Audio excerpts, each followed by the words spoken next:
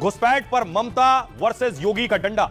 योगी आदित्यनाथ ने टीम उतार दी है कि घुसपैठियों को खोजो।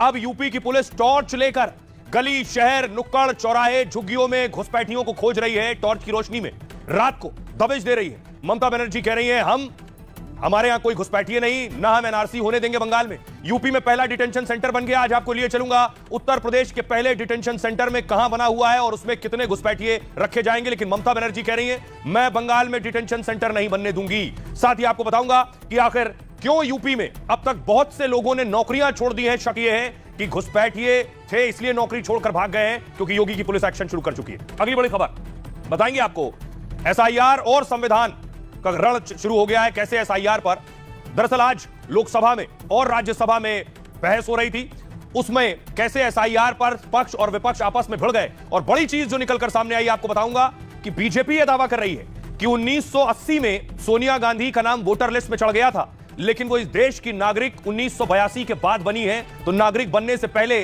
कैसे उनका नाम वोटर लिस्ट में आ गया और कोर्ट ने इस पर सोनिया गांधी को नोटिस भेजा है। क्या है पूरी कहानी आपको बताऊंगा। अगली बड़ी खबर बात करेंगे हम कि गोवा में योगी वाला इलाज हो गया है। आपको गोवा लिए चलूंगा। गोवा के नाइट क्लब में आग लगी थी, 25 लोगों की जान चली गई थी। आज वहां बाबा वाला बुलडोजर गरजा है, लेकिन जो नाइट क्लब का मालिक था वो कैसे और कब थाईलैंड फरार हो गया है यह आपको बताऊंगा। वो है कौन शख्स, कितनी संपत्ति है उसकी, क्या भारत सरकार उसे थाईलैंड से वापस ला पाएगी या नहीं। अगली बड़ी खबर बात करेंगे हम, पाकिस्तान की पावर मिलते ही मुनीर बेकाबू हो गए। मुनीर जैसे ही सीडीएफ बने बड़ी बैठक ली, सलामी ली और भारत को गीदड़ भपकी दे रहे हैं आपको बताऊंगा। साथ ही आतंकियों को लॉन्च पैड पर उतार दिया है जो भारत में घुसने की ताक में है। अगली बड़ी खबर और आखिर में बात करेंगे इंडिगो पर सरकार सख्त। सरकार ने इंडिगो पर बड़ा और कड़ा एक्शन लेना शुरू कर दिया है। यह आपको बताऊंगा क्या कुछ कार्रवाई हुई है। इंडिगो ने 800 करोड़ से ज्यादा वापस किए हैं लोगों को जो टिकट का पैसा था, लेकिन लोगों की शिकायत यह भी है कि उन्हें पूरा रिफंड नहीं मिल रहा है। गोवा अग्निकांड के बाद नाइट क्लब पर चल गया बुलडोजर।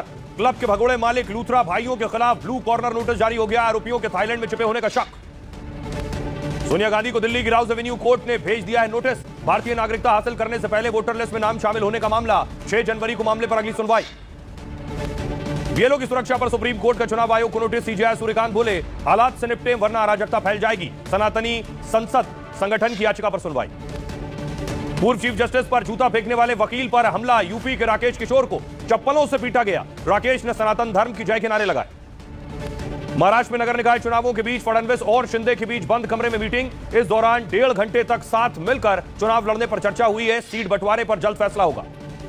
इंडिगो संकट पर लोकसभा में उड्डयन मंत्री का बयान। बोले मंत्रालय की निगरानी लगातार जारी है, हर यात्री की सुरक्षा सुनिश्चित करेंगे। बयान के बाद विपक्ष का हंगामा, सदन से वॉकआउट।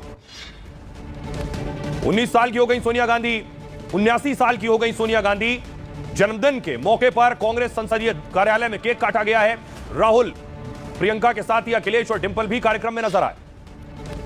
हिमाचल में पुलिस की वर्दी में रील बनाने पर रोक। डीजीपी ने एसओपी जारी किए। गोपनीय सूचनाएं, आधिकारिक दस्तावेज साझा करना भी अनुशासनहीनता होगा। उत्तराखंड के पिथौरागढ़ में लगी भीषण आग। कुछ ही देर में आग का गोला बन गए 2 घर। घर में रहने वाले सभी लोग सुरक्षित निकाले गए। संसद भवन में एनडीए संसदीय दल की बैठक में प्रधानमंत्री मोदी का जोरदार स्वागत।